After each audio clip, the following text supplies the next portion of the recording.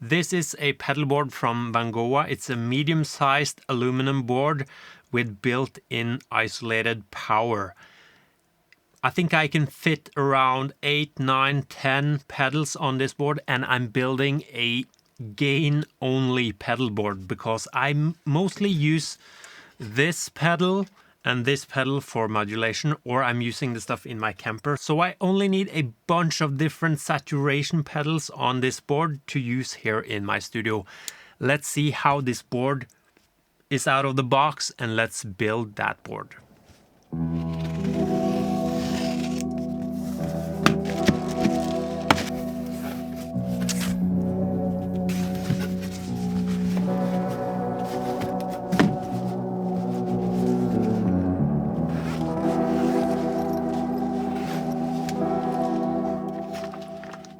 Instructions.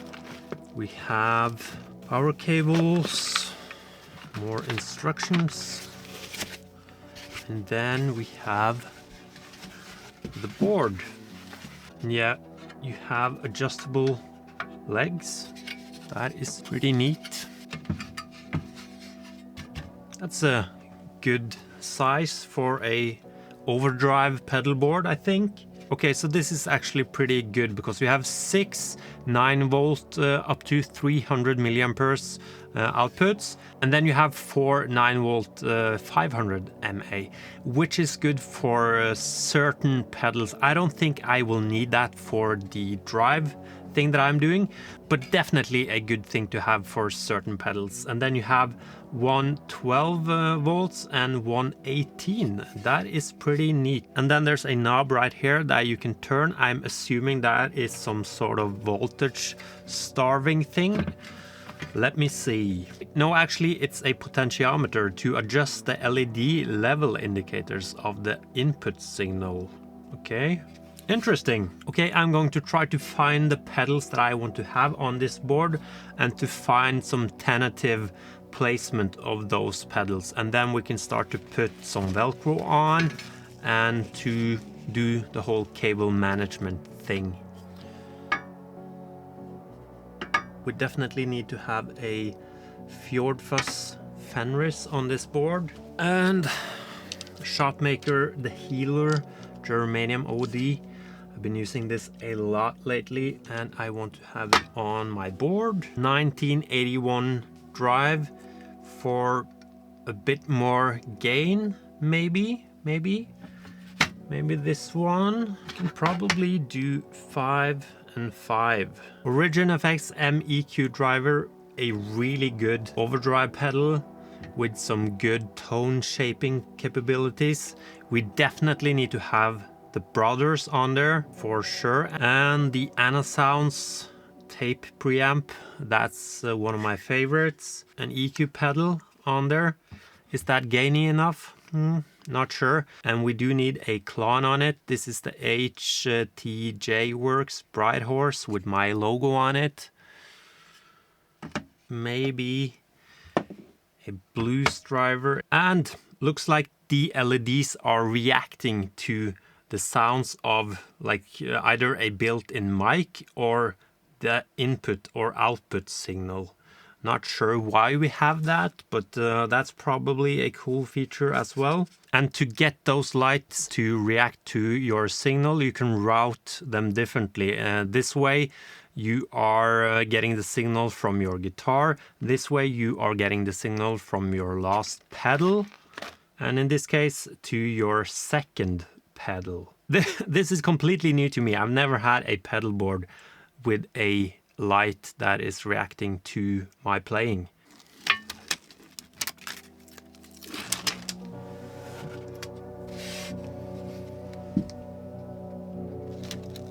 You know what? I think I'm just going for it. It's not like I'm building this Los Angeles session guitar player pedal board with a bunch of modulation effects. I'm having all of my favorite gain pedals on here, and I think I'm pretty set on the order of them, and they should be pretty easy to swap out if I'm not happy.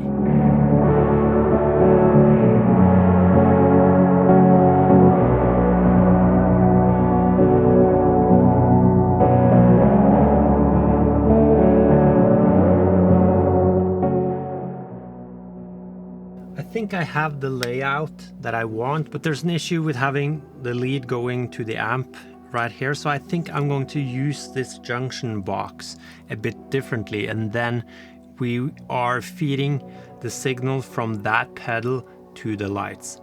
No idea what that will do for our LED disco, but let's try it. I'm excited to see if the pedals are working, of course, and I'm excited to see this.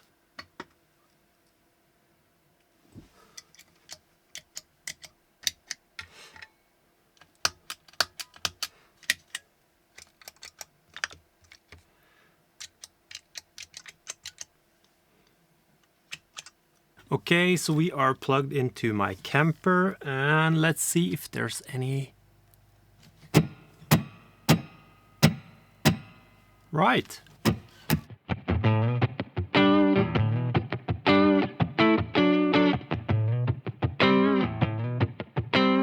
So the LEDs are working. We are obviously getting a signal through all of the pedals. So I'm assuming that they will all work, but let's try. This is the Fenris.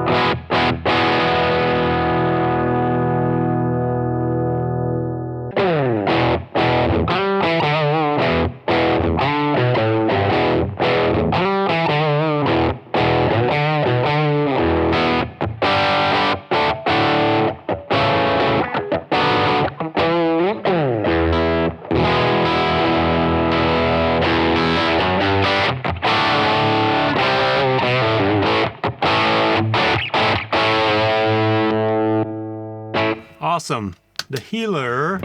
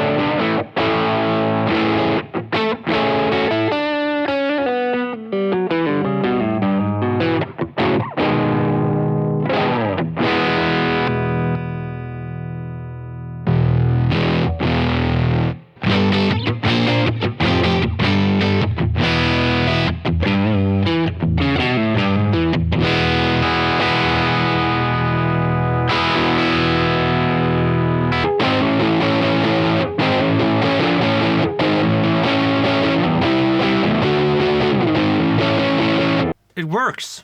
And it is so much easier to put together a overdrive fuzz distortion board only, because you don't really have to worry that much about the pedal order. Like, the only thing really, I want to have the option of pushing the clone into certain pedals. And there's a ton of options to stack pedals, and that's really interesting. That's something that I do a lot when I'm recording guitars. Probably some of you have commented that below already, but overdrive pedals, they do sound a bit similar, some of them, I must say. But still, I think this is something that I will use a lot because of the option to stack different ones and use them with different amps. Yeah. As for the pedal board, it's $140 US, which I think is fine considering that it has built-in power and isolated power, which seems to work really well. It's often a dead giveaway when that is not working, and especially when we are doing that many gain pedals and I'm not getting a lot of noise from this pedal board at all, which is good. So I think the price is good for what you get feature-wise. The pedal board seems sturdy, I think. I like the legs, adjustable legs up here. That's a nice add-on, I would say. The bag is decent, I would say. You have some space here to put cables and stuff, but it's not going to protect your pedals and your pedal board from like anything. It's not that thick. In my experience, you would need to have a hard case for that. Yeah. This thing that you power the whole board with, could that be something more sturdy or bigger? I would prefer that. I can see that this is a bit fragile, possibly. And for the different power options that you get from the power thing on the board, it would cover all of my pedals, even if I were to make a more regular pedal board with modulation, delay and stuff like that. But if you are looking at buying this board, definitely check with your pedals before buying it, because if you have a really special pedal that needs something special, it might not be on this board. But for me, it works really well. As for the lights on top here, for me personally, I don't see a use for it, like for me, but I don't mind it either, and you can turn it off if you don't like it really.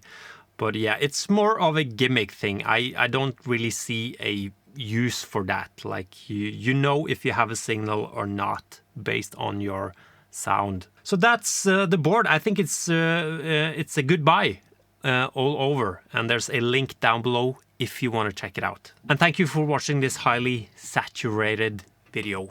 Goodbye.